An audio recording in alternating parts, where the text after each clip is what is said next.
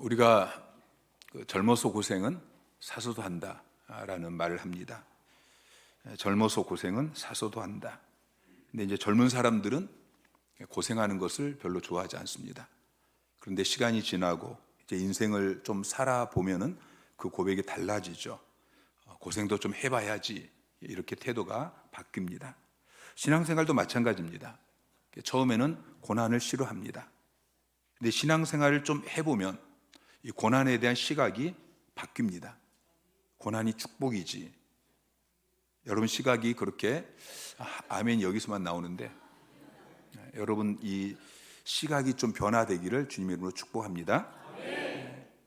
베드로 전서는 베드로가 쓴 편지인데요, 원래 베드로는 고난을 싫어했습니다. 근데 고난을 싫어했던 베드로가 고난에 대한 시각이 바뀌면서 이 고난에 대해서 베드로의 고난 신학이 담겨 있는 게 지금 베드로 전서입니다. 베드로는 원래 고난을 그렇게 좋아하지 않았어요. 마태복음 16장 16절에 베드로가 이렇게 고백합니다. 주는 그리스도시요 살아계신 하나님의 아들이십니다. 이 신앙 고백을 하니까 주님께서 칭찬하시죠. 그리고 나서 21절에 주님께서 이제 고난에 대해서 말씀을 하십니다. 자, 21절 말씀 시작. 이때로부터 예수 그리스도께서 자기가 예루살렘에 올라가 장로들과 대제사장들과 서기관들에게 많은 고난을 받고 죽임을 당하고 제3일에 살아나야 할 것을 제자들에게 비로소 나타내시니. 자, 주님께서 베드로가 주는 그리스도시고 살아계신 하나님의 아들입니다 라고 고백할 때에 그 믿음을 칭찬하시고 그 믿음 위에 교회를 세우겠다 말씀하시고, 그리고 나서 하시는 말씀이 내가 많은 고난을 받고 죽임을 당하게 될 것이다 라는 말씀을 하는데, 바로 이어서 베드로가 22절에 예수님을 붙들고 항변합니다. 주님 그렇게 하지 마십시오. 주님 고난을 받고 죽임을 당하지 마십시오. 이 일이 결코 주님께 미치지 않기를 원합니다. 이렇게 이야기해요. 주님께서 그 베드로에게 24절에 말씀하십니다. 누구든지 나를 따라오려거든 자기를 부인하고 자기 십자가를 지고 나를 따를 것이니라. 그러니까 주님께서는 자신만 고난받고 죽임을 당하시는 것이 아니고 주님을 따르는 모든 사람이 주님처럼 십자가를 짊어지고 나를 따라야 된다 라고 그렇게 말씀하셔요. 그러나 베드로는 여전히 고난을 싫어합니다. 예수님께서 십자가를 짊어지기 전날 베드로는 고난이 두려워서 주님을 부인하죠. 3번이나 주님을 부인합니다. 심지어는 예수님이 부활하신 것을 목격한 이후에 나는 물고기 잡으러 가겠다 하고 주님의 십자가만이 아니고 부활을 목격했음에도 불구하고 고기 잡으러 고향으로 돌아갑니다. 그런 베드로에게 주님께서 또다시 나타나셔서 내가 나를 사랑하느냐, 내 어린 양을 먹여라, 내 어린 양을 쳐라, 내 어린 양을 먹여라, 그렇게 말씀하시고, 그리고 나서 이어서 하시는 말씀이 요한복음 21장 18절 말씀이에요. 자, 시작. 내가 젊어서는 스스로 띠띠고 원하는 곳으로 다녔거니와 늙어서는 내 팔을 벌리리니 남이 내게 띠띠우고 원하지 아니한 곳으로 데려가리라. 주님께서는 베드로에게 베드로의 그 남은 인생이 어떻게 되어야 하는가 하는 것을 말씀하셔요. 십자가 고난의 죽음을 너가 당해야 된다. 너가 고난 받아야 된다 라는 것을 주님이 말씀하십니다. 그리고 그때부터인지 아니면 그 뒤에 오순절에 성령께서 임하고 나서인지 베드로가 변합니다.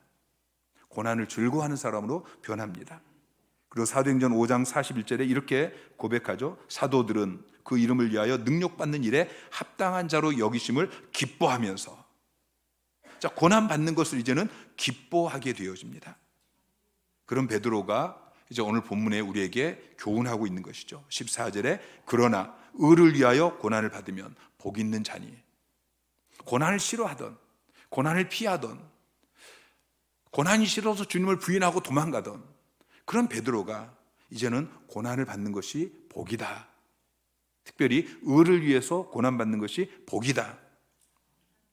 아멘이 안 나오는 게 참 이상하네요. 자, 베드로의 편지를 받은 이 성도들의 현실은 고난으로 점철되어 있었습니다. 계속 고난에 대해서 이야기해요. 1장 6절 말씀, 자 시작. 그러므로 이제 여러 가지 시험으로 말미암아 잠깐 근심하게 되지 않을 수 없으나 오히려 크게 기뻐하는도다. 자, 그들은 잠깐 근심할 수밖에 없는 그런 여러 가지 시험을 지금 당하고 있습니다. 자, 2장 12절에 보면은 너희가 이방인 중에서 행실을 선하게 가져 너희를 악행한다고 비방하는 자들로 하여금. 자, 그러니까 지금 이 그리스도인들을 악행한다고 비방하는 그런 사람들이 있었습니다. 공연히 비방하는 사람들. 자, 2장 20절 말씀 시작. 죄가 있어 매를 맞고 참으면 무슨 칭찬이 있으리요.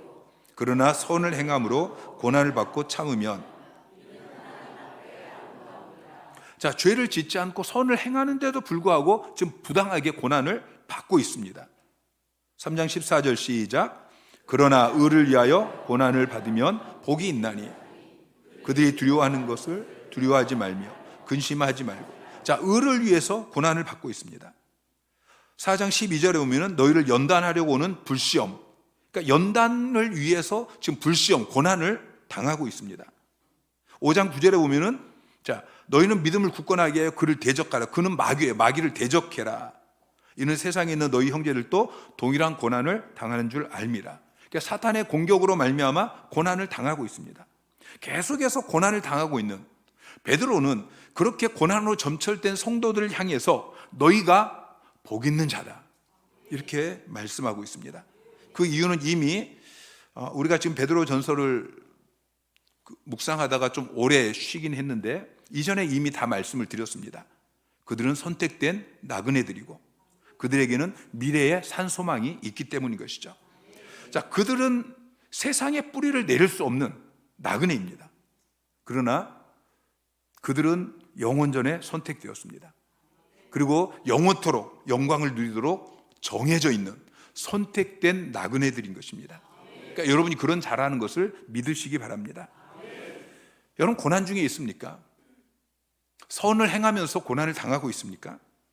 바울은 로마서 8장 18절에 우리에게 도전하고 있습니다. 현재의 고난은 장차 우리에게 나타날 영광과 비교할 수 없도다. 그래서 우리는 고난을 기뻐해야 됩니다. 우리가 현재 고난을 당하면, 100이라는 고난을 당하면 장차 우리가 받을 영광은 천이고 만이라는 것이죠. 비교할 수 없는 것입니다. 특별히 오늘 본문은 우리가 열심히 선을 행하다가 받는 고난에 대해서 이야기하고 있습니다. 자, 13절은 이렇게 시작하죠. 또 너희가 열심으로 선을 행하면 누가 너희를 해하리요. 열심으로 선을 행하면, 여러분 열심으로 선을 행하시기 바랍니다. 자, 열심으로라고 번역되어 있는 헬라어 단어가 젤로테스라는 단어인데, 젤로테스라는 단어는 그 당시 이스라엘이 로마의 식민지 치하였잖아요. 그 식민지 치하에 독립운동을 하는 사람들이 있었어요. 로마의 식민 정책에 항거하면서 독립운동을 하던 그들을 젤로테스라고 불렀습니다. 우리 성경은 이 젤로테스를 열심당원 이렇게 번역하고 있어요. 가룟 유다도 열심당원 중에 한 사람이었죠. 자, 그래서 이 부분을 이렇게도 번역할 수 있어요. 또 너희가 열심으로 선을 행하면, 이 번역을 너희가 선한 일에 열심당원이 된다면 이렇게 번역할 수 있다는 것입니다. 여러분이 선한 일에 열심당원이 되셔야 됩니다. 선한 일을 하는 것을, 이게 의무이기 때문에 마지못해서 하는 것이 아니고 독립을 위해서. 여러분, 우리나라도 독립운동을 하셨던 분들 있잖아요. 그 독립운동을 위해서 자기 모든 것을 다 드렸어요. 자기의 삶 전체를 드리고 자기의 목숨까지 다 드리면서 그렇게 열정적으로 투쟁하는 이 열심당원처럼 선을 행하기를 원해서 정말 열성적으로 그 선을 행하는 자가 되어야 하는 것입니다. 그러면 너희가 선을 행하는데 열심당원이 된다면 누가 너희를 해하리요? 해할 자가 없다는 것을 믿으시기 바랍니다. 자, 우리가 열심으로 선을 행하다가 고난을 받을 수 있어요. 세상 사람들에게, 우리가 가정에서, 일터에서, 또 세상 가운데서 우리가 고난을 받을 수 있습니다. 박해를 받을 수 있습니다. 그러나 그들이 궁극적인 해를 우리에게 끼칠 수 없다라는 것을 믿으시기 바랍니다. 왜냐하면 하나님께서 여러분을 보호하시기 때문입니다. 하나님께서 여러분을 그 상황 속에서 보호하시고 그리고 건지시기 때문인 것이죠. 여러분을 박해하는 사람이 있습니다. 여러분 박해하는 사람이 여러분의 육신에는 해를 가할 수 있습니다. 그러나 영혼에는 해를 가할 수 없습니다. 마태복음 10장 28절은 이렇게 이야기해요. 몸은 죽여도 영혼은 능히 죽이지 못하는 자들을 두려워하지 말라고 말씀하고 있죠. 우리는 우리의 영혼을 능히 지옥불에 던질 수 있는 하나님만 두려워하는 자가 되어야 돼요. 우리의 영혼을 건들지 못하는, 우리의 육신에 어떤 작은 해를 끼치는, 우리가 이 땅에 얼마나 살겠어요? 이 땅에 살면서 잠깐 동안 우리의 육신에 해를 끼치는 그런 존재들을 두려워하지 않아야 하는 것입니다. 그리고 하나님은 악행하는 자를 마침내 징벌하십니다. 그리고 선행하는 자를 마침내 보상하십니다. 박해자들이 여러분의 재산을, 여러분의 명예를, 여러분의 생명을 빼앗아 할지라도 이런 일시적인 것과는 비교할 수 없는 영원한 축복을 하나님께서 갚아 주실 것입니다. 그래서 궁극적으로 열심으로 선을 행하는 자는 결코 해할 자가 없다라고 말씀하고 있는 것이죠. 우리 믿음의 선배들은 이러한 확고부동한 확신이 있었습니다. 시편 56편 4절에 내가 하나님을 의지하였은즉 두려워하지 아니하리니 혈육을 가진 사람이 내게 어찌하리이까. 시편 118편 6절에 여호와는 내 편이시라 내가 두려워하지 아니하리니 사람이 내게 어찌할까. 이사야 50장 9절 말씀에 보라 주 여호와께서 나를 도우시니 나를 정죄할 자가 누구냐. 로마서 8장 31절에 그런즉 이 일에 대하여 우리가 무슨 말 하리요. 만일 하나님이 우리를 원하시면 누가 우리를 대적하리요. 이 고백이 저와 여러분의 고백이 되기를 주님의 이름으로 축원합니다. 여러분 선을 행하면 궁극적으로 해할 자가 없습니다. 근데 실제 우리의 삶 가운데는 선을 행하면서 누군가가 나를 해치는 것 같은 이런 고난을 받을 때가 많이 있죠. 자, 그러면 그때 우리가 받는 고난은 여러분 이건 해입니까? 복입니까? 자, 질문이 너무 어려운가요? 자, 우리가 선을 행하면 궁극적으로 우리를 해할 자가 없다라고 성경은 말씀하고 있어요. 근데 우리의 삶 가운데 우리가 선을 행하면서 자꾸 고난을 받는단 말이죠. 그럼 이 고난은 해예요, 복이에요? 복이라는 것을 믿으시기 바랍니다. 여러분 복된 자가 되기를 원하십니까? 모든 복은 하나님께 있어요. 하나님이 만복의 근원이세요. 우리는 하나님을 바라보면서 하나님께서 말씀하시는 복의 원리를 배우셔야 됩니다.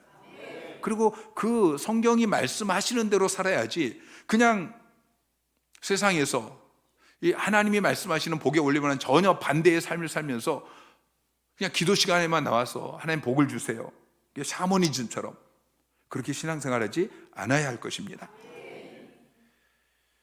여러분 성경 말씀은 관심이 없고 그냥 내가 세상에서 원하는 이러한 복을 원하면서 그 복만 붙잡고 교회를 다니는 사람은 여러분 이건 신앙생활하는 게 아니다. 교회만 나왔지 이 사람이 죽으면 천국 갈지는 모르겠어요.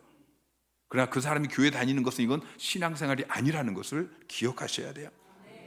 자, 주님께서는 산상설교의 첫 부분에 어떤 사람이 복 있는 사람인가 하는 것을 쭉 말씀해 주셨어요. 자, 마태복음 5장 3절부터 10절까지 말씀 길지만 우리 같이 한번 읽겠습니다. 시작. 심령이 가난한 자는 복이 있나니 천국이 그들의 것이며 애통하는 자는 복이 있나니 그들이 위로를 받을 것이며 온유한 자는 복이 있나니 그들이 땅을 기업으로 받을 것이며 의에 줄이고 목마른 자는 복이 있나니 그들이 배부를 것이며 긍휼히 여기는 자는 복이 있나니 그들이 긍휼히 여김을 받을 것이며 마음이 청결한 자는 복이 있나니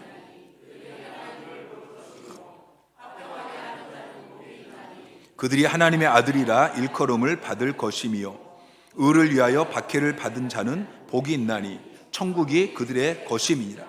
자, 주님께서 계속 말씀하시는 것은 심령이 가난한 자가 복이 있다, 애통하는 자가 복이 있다, 온유한 자가 복이 있다, 의에 줄이고 목마른 자가 복이 있다, 마음이 긍휼히 여기는 자가 복이 있다, 마음이 청결한 자가 복이 있다, 화평하게 하는 자가, 의를 위해 박해를 받은 자가 복이 있다, 계속 말씀하고 있어요.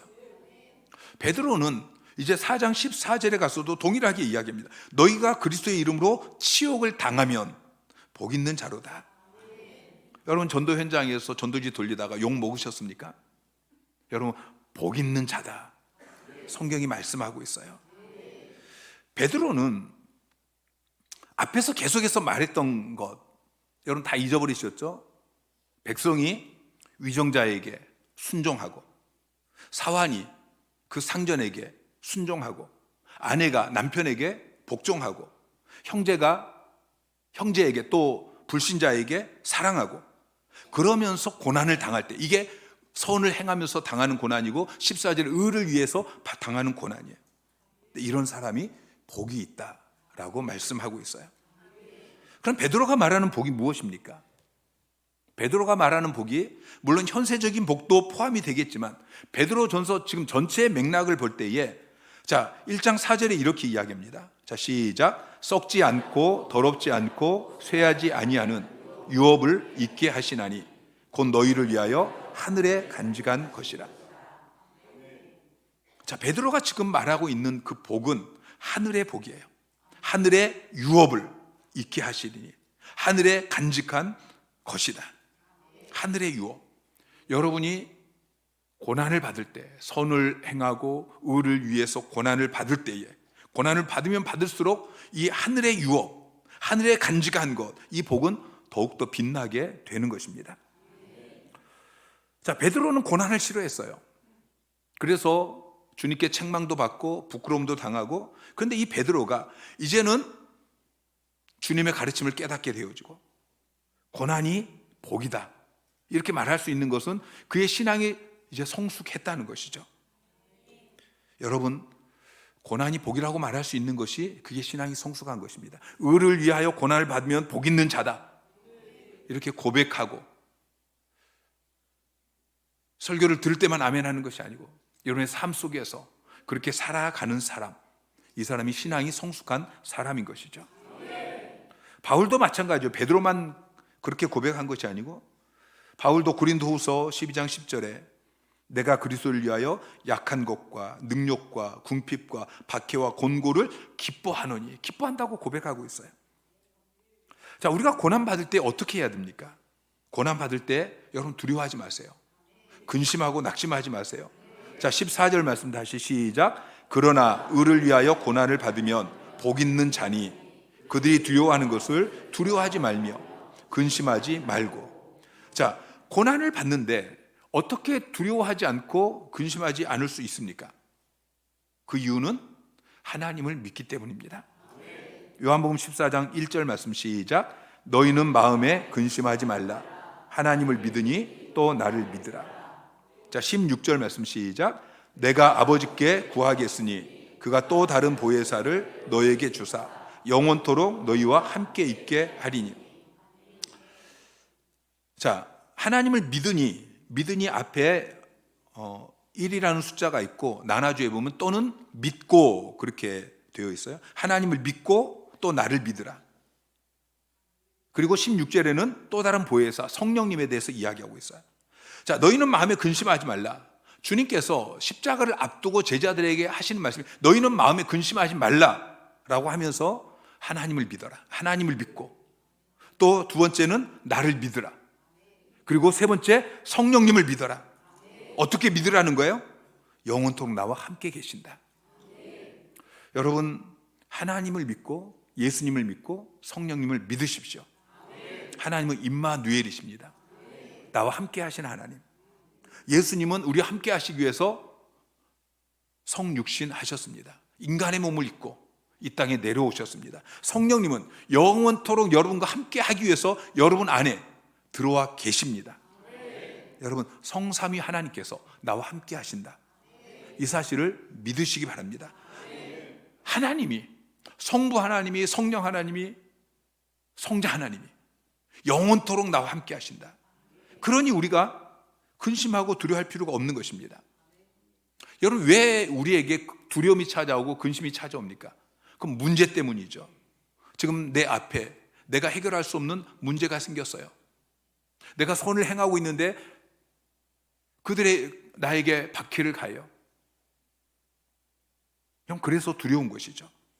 그런데 하나님은 그 문제보다 더 크신 분입니다. 하나님은 전능하신 분입니다. 근데 그분이 나와 함께 하십니다. 어떤 상황에도 나와 함께 하시겠다고 약속하고 계셔요. 이사야 43장 2절 말씀 시작. 내가 물 가운데로 지날 때에 내가 너와 함께 할 것이라.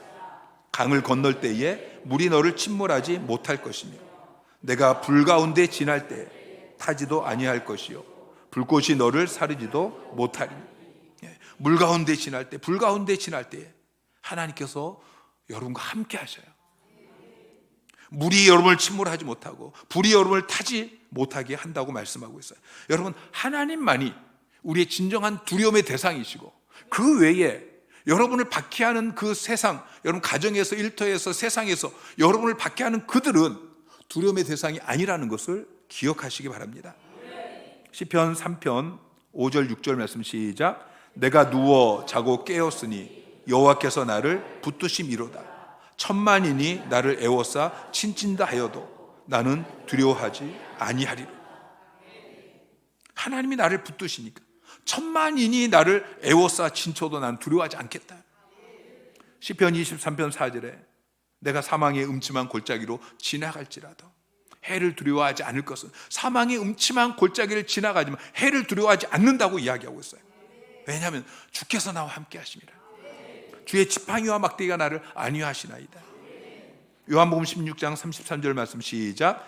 이것을 너에게 이르는 것은 너희로 내 안에서 평안을 누리게 하려 함이라. 세상에서는 너희가 환난을 당하나 담대하라. 내가 세상을 이기었노라. 아멘. 우리 주님께서 이미 세상을 이기셨습니다. 여러분, 이 사실을 믿으시기 바랍니다. 주님이 이미 승리하셨는데 여러분과 두려워할 이유가 무엇이 있겠습니까? 두려워하지 마시고 담대하시기 바랍니다. 자, 두 번째는 15절 말씀에 너희 마음에 그리스도를 주로 삼아 거룩하게 하고, 이렇게 말씀하고 있어요. 자, 세번역 성경은 다만 너희 마음속에 그리스도를 주님으로 모시고 거룩하게 대하십시오. 쉬운 성경은 마음속에 그리스도만 거룩한 주님으로 모시십시오. 자, 박해가 있어요. 근데 우리가 두려워하지 않기 위해서 어떻게 해야 되느냐? 여러분 마음에 그리스도를 주로 삼으십시오. 자, 을을 위해서 고난받는 그 상황에서 두려움이 아니고, 두려움의 지배를 받는 것이 아니고 예수 그리스도의 주권의 지배를 받으라는 이야기예요. 세상이 위협할 때 사람들은 본능적으로 두려움에 지배되어져, 두려움이 그 사람을 다스리게 되어져, 두려움이 이끄는 대로 움직이게 되어 있어요. 근데 베드로는 그 두려움이 너의 주인이 되지 않게 해라.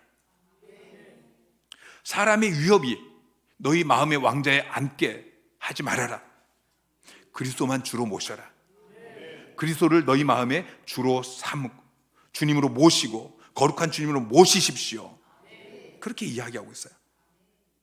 그리스도를 주로 삼아 거룩하게 하고, 예수 그리스도를 거룩하게 하라, 그 의미는 거룩한 분으로 그분을 인정해라. 그리고 합당한 영광을 올려드려라, 그런 의미예요.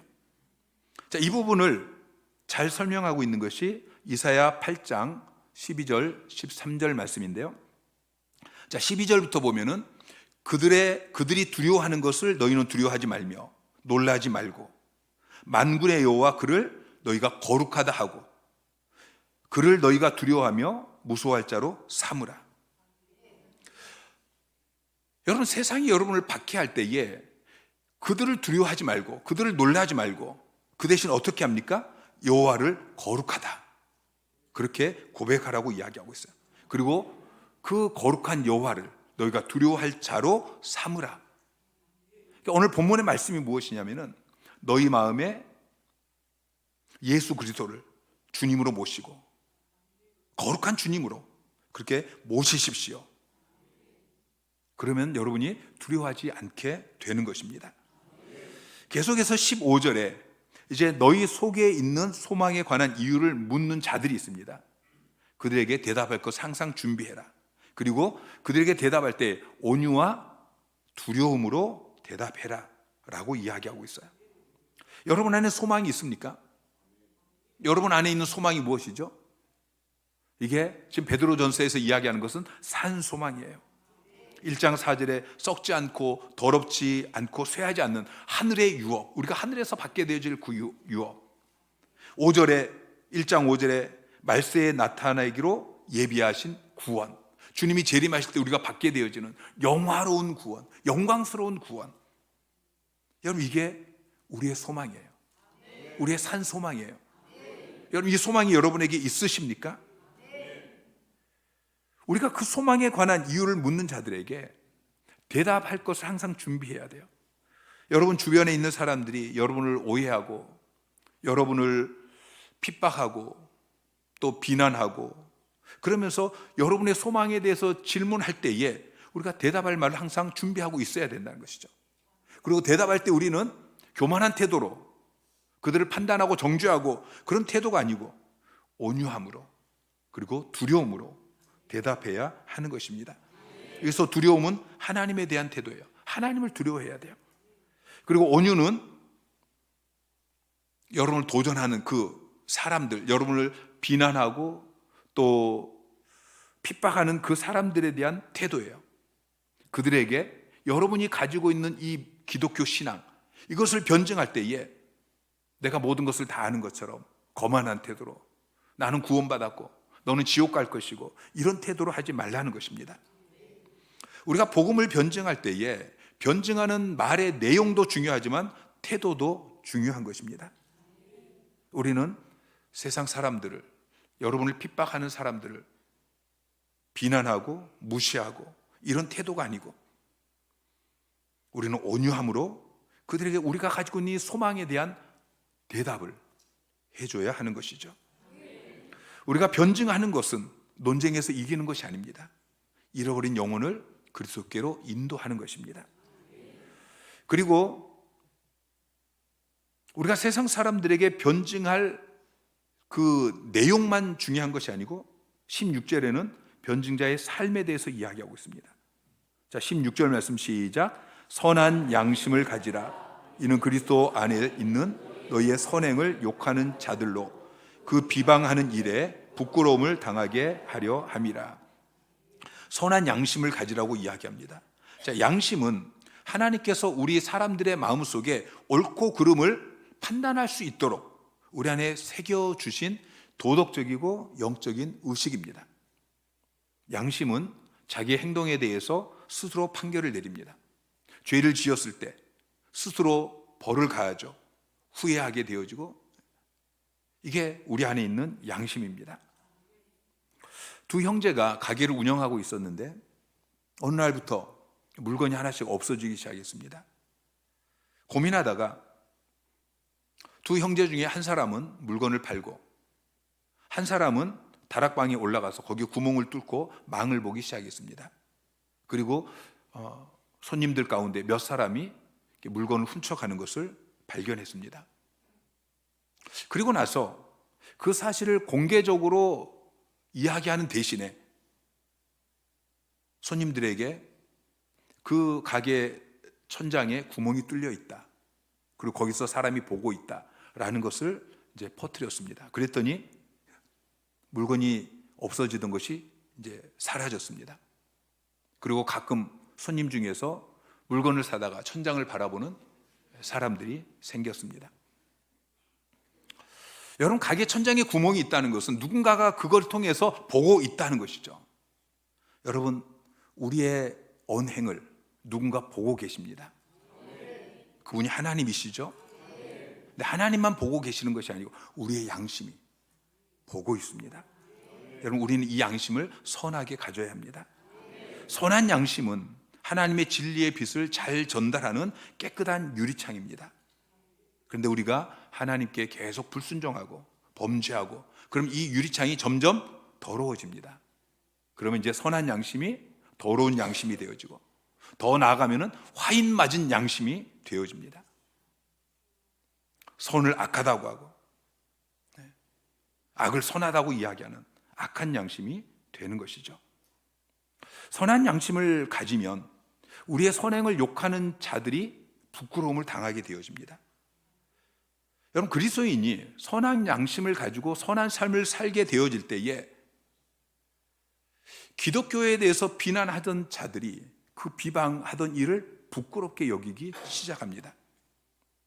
여러분, 우리는 기독교를 비난하는 이 적 그리스도인들, 이들을 부끄럽게 만드는 자가 되어야 합니다.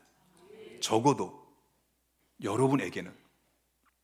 다른 데서는 기독교가 지금 비난받을 게 너무 많아요. 그래서 다른 데서는 그 사람들이 기독교를 막 비난하다가도 여러분 앞에서는 내가 너를 보면 기독교를 비난할 수 없다 라고 부끄러워하는 그런 저와 여러분이 되셔야 할 것입니다. 자, 17절 말씀 마지막으로 읽겠습니다. 시작. 선을 행함으로 고난받는 것이 하나님의 뜻일진데 악을 행함으로 고난받는 것보다 나으니라. 아멘. 자, 선을 행함으로 고난받는 것이 하나님의 뜻이라고 이야기하고 있어요. 자, 하나님의 뜻이라는 건 뭐냐면은 하나님께서 우리의 고난을 지금 통제하고 계신다는 거예요. 여러분, 비행장에 가면은 이 비행기가 이착륙하는 것을 통제하는 관제탑이 있어요. 그것처럼 하나님께서 자기 백성들을 구원하기 위해서 고난을 관리하는 관제탑이 있다는 것입니다. 고난 관제탑. 우리가 기억해야 될 것은 그 고난 관제탑에 사탄이 앉아 있는 게 아니에요. 하나님께서 앉아 계셔요. 하나님께서, 여러분을 사랑하시는 하나님께서 여러분의 고난 관제탑에 앉아 계신다. 이 사실을 믿으시기 바랍니다. 수많은 비행기가 이착륙하지만 관제탑의 지시대로 그렇게 이륙하고 착륙하면 안전합니다. 우리의 삶에 수많은 고난이 있지만 하나님의 뜻대로 우리가 고난을 받으면 그 고난이 퍼즐을 맞추듯이 그렇게 맞춰져서 모든 것이 합력하여 선을 이루게 되고 우리의 삶에 축복이 된다는 것을 기억하시기 바랍니다. 선을 행함으로 고난받는 것이 싫을 수 있습니다. 우리의 본성은 선을 행함으로 고난받는 걸 싫어할 수 있습니다. 그 선을 행함으로 고난받는 것이 싫다고 해서 악을 행하면 어떻게 되죠? 악을 행하는 사람도 고난을 받습니다. 여러분, 악을 행해서 고난받지 마시고 악을 행함으로 고난받는 것은 유익이 없어요. 선을 행함으로 고난받는 저와 여러분이 되어지기를 주님의 이름으로 축원합니다.